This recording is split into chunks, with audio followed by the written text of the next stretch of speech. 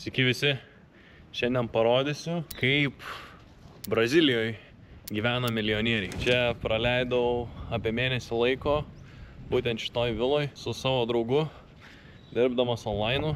Ir šiandien parodysiu vilą, parodysiu kaiminystę ir atsakysiu keletą klausimų, kuriuos jūs man uždavėt Instagrame, papasakosiu, ko užsiemu ir panašiai. Tai važiuojam, šiaip buvo nelengva rasti šitą vilą ant Airbnb, bet radom, esam Florianopolis mieste, Brazilijoje ir visai faina čia. Tai man tiesiog draugas parašė, sako, varom į Braziliją, sakau, okei, ir galvoju, parodysiu, kaip atrodo gyvenimas kelyje, ar ne, nes aš keliauju ir dirbu online jau labai ilgą laiką ir papasakosiu truputėlį apie savo verslą, bet norėjau parodyti pačią vilą.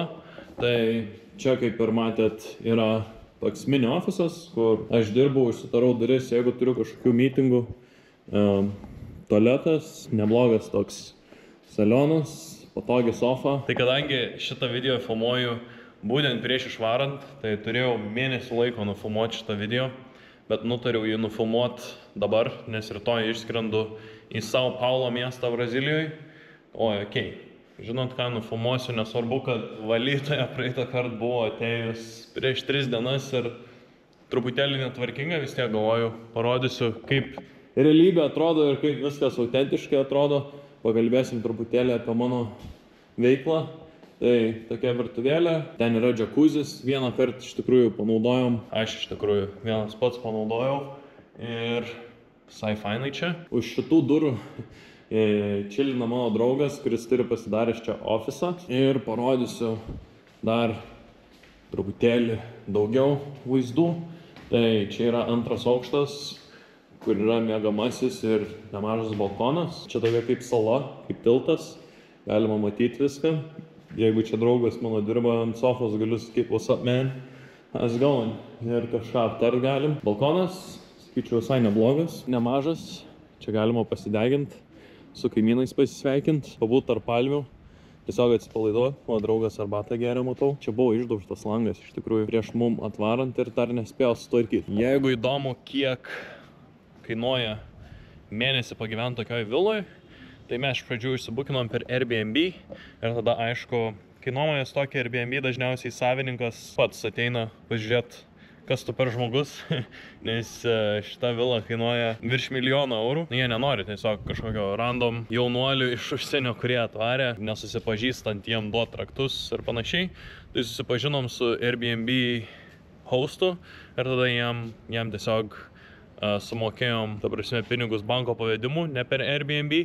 Tai iš viso sumokėjom apie $7,000 už mėnesį, bet aš kadangi esu su draugu, tai pasiplitinom per pusę. Šiaip visai smagu čia dirbti, man visai patinka, yra vieta. Esam netoli jūros, netoli pliažo. Čia draugo miegamasis.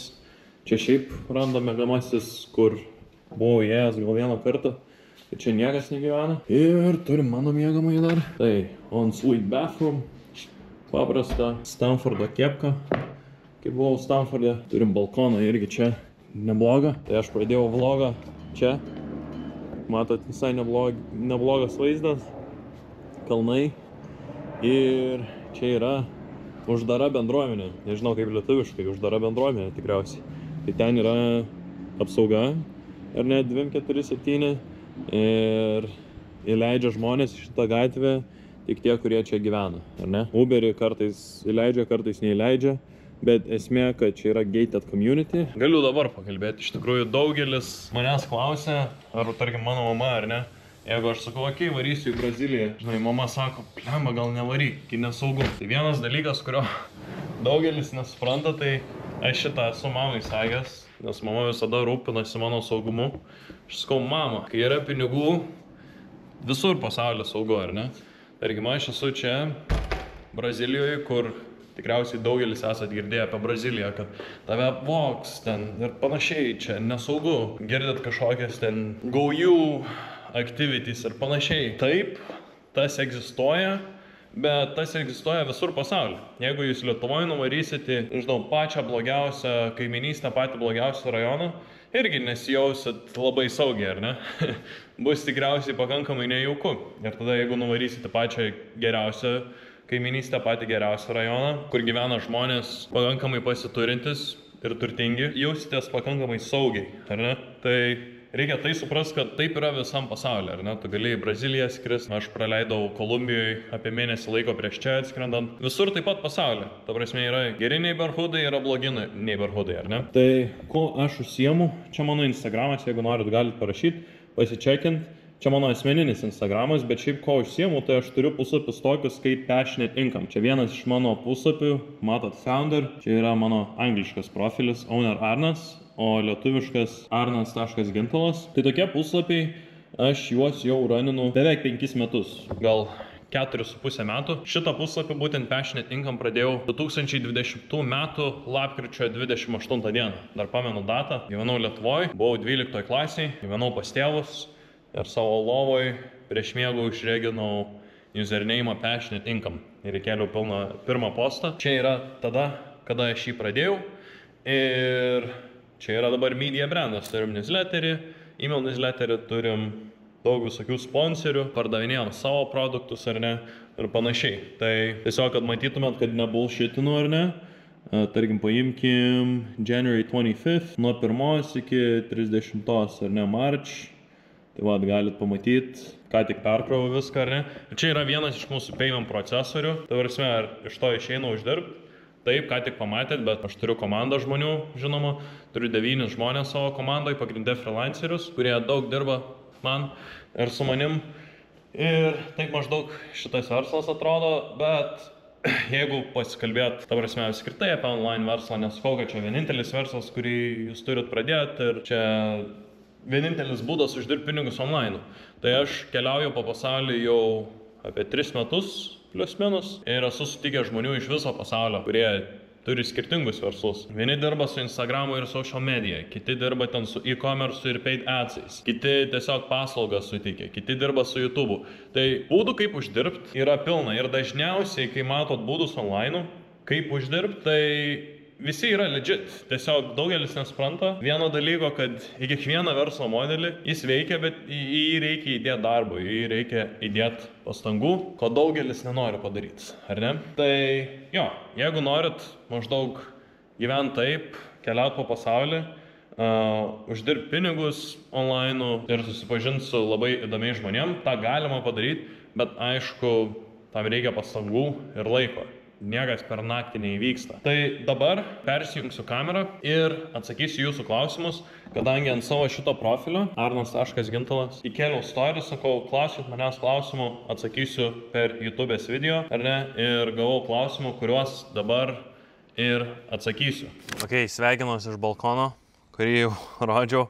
Tai gavau šiaip daug įdomių klausimų, nuo verslo iki kelionių, iki santykių ir panašiai, tai išsirinkau tokių 10 top klausimų. Pirmas klausimas buvo, kaip atrodo tavo įprasta diena keliaujant. Šiaip paprasta diena keliaujant, sakyčiau, labai paprasta. Dažniausiai aš, kai keliauju, aš bandau būti vienoje vietoje bent mėnesį laiko. Kodėl mėnesį laiko? Nes jeigu jūs esat kažkada keliavę bent kokiai savaitei, tai suprasit, kad adaptuotis prie naujos lokacijos, prie naujos vietos, jeigu jums reikia dirbti, dažniausiai užtrunka, nežinau, 5 dienas, 6 dienas.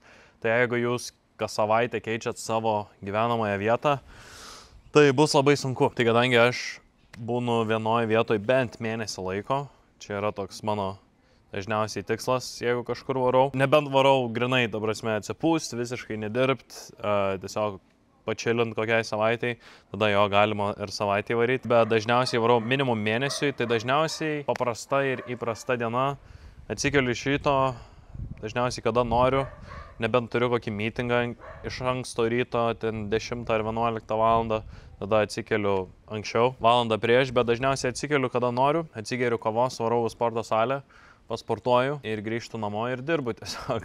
Tai sėdžiu prie kompiuterio, chatinu ten su savo komanda ir panašiai. Viskas labai paprasta, nėra stebuklų ir tada dažniausiai savaitgaliais dirbu mažiau ir daugiau visokių atrakcijų darom. Tai ar ten, tarkim, dabar yra vasara Brazilijoje, tai ten į paplūdimį galima nuvaryti, ar nežinau, kažkokias atrakcijas išsinuomot jachtą su draugais ir panašiai.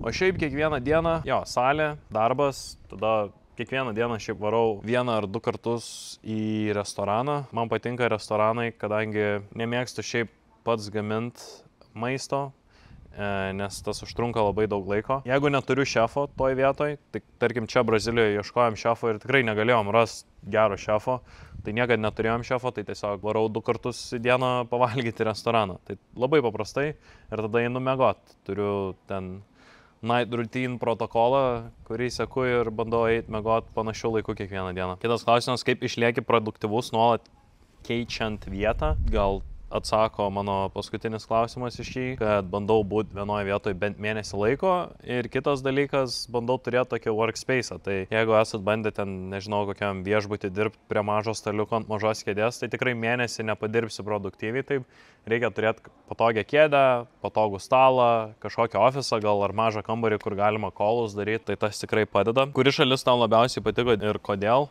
Patiko dirbti, tai ta prasme keliauti ir dirbti. Sakyčiau, Kolumbija, būtent Medellin miestas, labiausiai patiko dėl ko, nes ten aš esu tokiam mastermind'e, kur reikia sumokėti nemažą pinigų sumą, kad ten patekt, bet tada, ta prasme, yra pilna žmonių labai panašių kaip aš, kurie keliauja, uždirba. Minimum uždirba 10 000 į mėnesį, būtent tame mastermind'e, tai Medellinas labai patiko dėl to, nes labai lengva optimatizuoti savo gyvenimą. Tai žiauriai lengva susirasti šefą, žiauriai lengva užsisakyti maisto į namus. Tarkim, aš buvau savo Instagramo story rodęs, kaip per 15 minučių atvežam maisto, ar ne? Ir čia kalbam apie Pietų Ameriką. Tai yra toks appsas Rappi Turbo ir gali bet kokio maisto užsisakyti, per 15 minučių atveža, bam. Nuo užsakymo iki maisto 15 minučių, ar ne? Galima užsisakyti, nežinau, masažą į namus, galima kirpėją į namus užsisakyti ir panašiai. Tai labai lengva optimatizuoti gyvenimą ir taip pat labai daug verslininkų, tokių panašių kaip aš, ne? Jaunų bičių, kurie tiesiog keliauja po pasaulį, dirba online. Tai sakyčiau, Medellinas labiausiai patiko kol kas kaip miestas ir Kolumbija kaip šalis. O šiaip esu jau prakeliavęs 29 šalis. Kokių didžiausių sunkumų patiriu gyvendamas tą nomad gyvenimą? Sakyčiau, kartais tiesiog atsibosta, kartais tiesiog nori tokios pertraukos, nori kažkokio stabilumo ir negalvot, ką veiksi už mėnesio ar 2. Tai toks vienas minusėlis. Jo, ir daug kas klausia, kaip sekasi su merginom, kadangi keliauju. Tai problemų su merginom tikrai nėra, bet pasakysiu taip, kad žmonos neturiu ar kažkokių labai rimtų santykių. Dėl ko? Dėl to, nes mėgstu keliauti, nesiruošiu nustoti keliauti dar keletą metų ir nenoriu keliauti su partneriu šiuo momentu, nes tokius santykius, kuriuos dabar, tarkim, turiu savo dating life, man pakankamai tinka šiuo momentu, tai nenoriu nieko keisti. Man viskas patinka. Jo, bet žmonos neturiu, tai kažkokių rimtų santykių nėra. Kai esi užsienietis, manau, kiekvienoje šalyje atrodai egzotiškas. Tai tas tau duoda tokį pranašumą prieš lokalius vaikinus, tarkim, čia Brazilijoje, Kolumbijoje ir panašiai, ar Azijoje, nesvarbu, kas jums patinka. Esu pastebėjęs, kad turi kažkokį tais pranašumą ir tiesiog merginom įdomiau susipažinti su užsieniečiu, kuris atvykęs neaišku čia ko ir gyvena aplink pasaulį, negu, ta prasme, iš savo ten miesto ir iš savo šalies žmogum su tokia pat kultūra. Tai aišku, čia nuo žmogaus priklauso. Ar kartais jautiesi, ta prasme, vienišas ir kaip surandi draugų kelionėse? Tai aš dažniausiai jau keliauju su draugais, ar ne? Tai jeigu kažkur aš varau, tai aš jau žinau, kad varau su kažkuo. Ir, ta prasme, draugai, su kuriais keliauju, keičiasi, bet arba aš žinau, kad aš varau su kažkuo, arba aš žinau, kad kažką sutiksiu ten. Esu bandęs vienas keliauti, tai šiaip žiauriai nuobodu, nerekomenduoju. Tie solo traveleriai, ta prasme, su kamera, kur matot YouTube'ai, visai smagu, bet tipo žiauriai, vienišas jautiesi iš tikrųjų, jeigu čia tinkamas žodis, nes kiekvienoje šalyje, kai nusileidi, bandai, ta prasme, ten susipažinti su kažkokiais naujais žmonėm, bet žinai, kad tu paliksi tą šalį už savaitės, tai neturi kažkokių tikrų draugų, kurie iš tikrųjų tave pažįsta, ar ne? Tai aš jau dažniausiai keliauju su egzistuojančiais draugais. Kaip nusprendžiu, kiek laiko praleisti kiekvienoje vietoje, tai dažniausiai nuvarau mėnesiui, jeigu matau, kad patinka, prasitęsiu. Ir prasitęsinėju tol, kol nebepatinka ir nusprendžiu į kitą šalį varyti. Tai čia būtent Brazilijoje Floripa mieste pabuvau mėnesį ir savaitę, nes pirmą savaitę ten tokį trumpalaikį turėjom savaitę į laiko Airbnb. Tai praėjo apie 5 savaitės. Kokius daiktus ar technologijos visada nešiojasi ar pasiemi į keliones. Kompiuterį, telefoną, appsai, tarkim, Airalo, kad visada turėčiau internetą, eSIM kortelę įsirašau. Svarbu, sakyčiau, telefonas. 2 telefonus visada turiu, jeigu ten kažkas nutiks vienam, tai turėčiau kitą, nes kai keliauju po šalis, jeigu turi pinigų, tai gali nusipirkti ten rūbų ar bet ko tau reikia, svarbiausia, jo, telefonas, sakyčiau, internetas, pinigai. Kaip kelionės pakeitė tavo požiūrį į verslą ir gyvenimą? Tikrai atveria akis kelionės, čia irgi geras klausimas. Šiaip esu labai daug žmonių sutikęs, kurie žymiai vyresni už mane, 10-20 metų vyresni ir sako, what the fuck, iš kur, kaip tu taip, ta prasme, supranti pasaulį, iš kur pas tave tokia pasaulėžiūra. Visada atsakau, kad tiesiog dėl to, nes esu keliavęs daug, susipažinęs su daug žmonių ir turėjęs skirtingų patirčių, tai tikrai atveria pasaulį, pakeičia pasaulėžiūrą, supranti, kaip iš tikrųjų pasaulis veikia, nes, ta prasme, kai gyvenau ten, tarkim, Lietuvoje, užaugi, eini į mokyklą tą pačią, tie patys draugai, tos pačius žmonės kiekvieną dieną matai ir tavo pasaulėžiūra visiškai kitokia, negu tu apkeliauji pasaulį, pamatai, kaip žmonės gyvena aplink pasaulį, pamatai, kaip žmonės uždirba pinigus, kad žmonės dažniausiai nedirba nuo 9 iki 5, ta prasme, tokiose šalyse kaip Kolumbija ar Brazilija žmonės gyvena laisvai. Ir supranti, kad labai daug žmonių pasaulyje tiesiog egzistuoja, o ne gyvena, ar ne, jie tiesiog egzistuoja ir niekad savęs neklausia, kaip jiems sekasi gyvenime, ar koks jų gyvenimas, kaip tas gyvenimas atrodo, ar ne. Tai žiauriai svarbu šitą suprast. Ir paskutinis klausimas, kurį atsirinkau, buvo, kokių patarimų duotum žmogui, norinčiam pradėti verslą, kuris yra nepriklausomas nuo vietos. Tai sakyčiau, bet koks verslas, kuris yra online ir neturi fizinio produkto kažkokio, ar ne? Tai sakyčiau, čia geriausias dalykas, kai nesi prisirišęs prie vienos vietos, nes tarkim, tu gali turėti labai gerą e-commerce brandą, bet vis tiek tau reikės tikriausiai turėti kažkokį tai sandėlį kažkur. Jeigu tas brandas auga, tu tikrai norėsi aplankyti tą sandėlį ar turėti kažkokį tais menedžerį ten vietoj gyvai. Tai mano mėgstamiausi verslai ir tą, ką aš esu patyręs, tą, ką matau pats keliaudamas, būdamas networkuose, kur reikia sumokėti $1000, kad tiesiog prisijungti. Dažniausiai žmonės turi verslus, kur suranda klientus ar pardavinėja paslaugas internetu ir pardavinėja kažką, kas nėra fizinio. Tai gali būti paslaugos, skaitmeniniai produktai, nežinau, visokios agentūros ir panašiai. Tai jo, tiek, sakyčiau, ką aš pats darau.